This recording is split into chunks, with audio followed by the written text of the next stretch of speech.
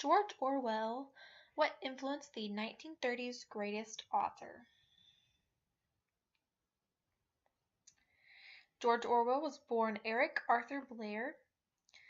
He was a man of strong opinions who addressed some of the major political movements of his times. This included imperialism, fascism, and communism. He was the son of a British civil servant who was stationed in India, which is where George spent his first year of life.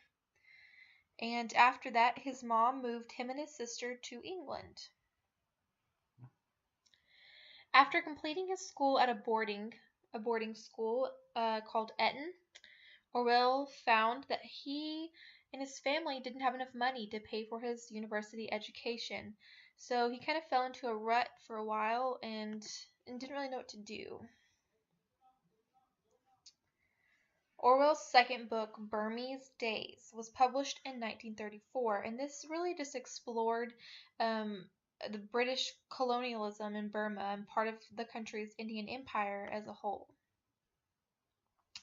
This kind of sparked his political interest, which turned out to be a focal point for his writing later on in life.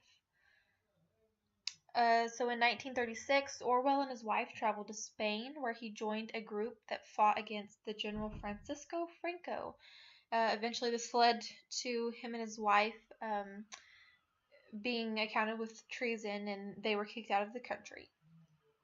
So for most of Orwell's life, he battled a disease called tuberculosis.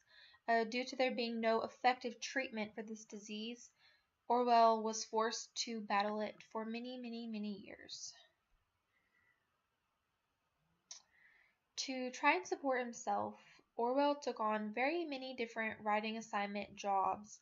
He wrote essays and reviews and newspaper articles, just pretty much anything to gain him a well-known reputation in the literary community.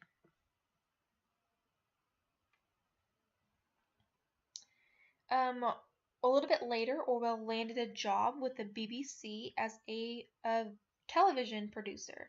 He made news commentaries and shows for audiences all in the British Empire. During this time, World War II was going on, and Orwell just found himself acting as a propagandist to advance the country's national interest. He really didn't like this part of his job, actually, and just found it to be useless and no reason for it. Orwell ended up resigning in 1943 and just said that it was a waste of his own time and a waste of the public's money. And later on in life, he published a lot of books that kind of reflected how he felt during that time. Shortly after quitting his job as a producer, Orwell became a literary editor for a socialist newspaper. And during this time, he wrote some of his well-known books, Animal Farm and 1984. Animal Farm, like mentioned before, was an anti-Soviet satire. This novel really just brought Orwell a lot of fame and just made him a well-known writer in the literary community. A little bit later, in 1949, Orwell published another one of his masterpieces, 1984. And this gave readers a glimpse into what would happen if the government controlled every single detail of a person's life. And at the time, people really just found that super interesting.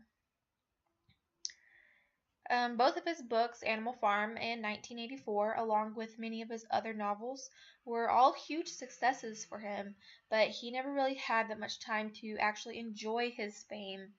He died due to his disease, tuberculosis, and passed away in 1950.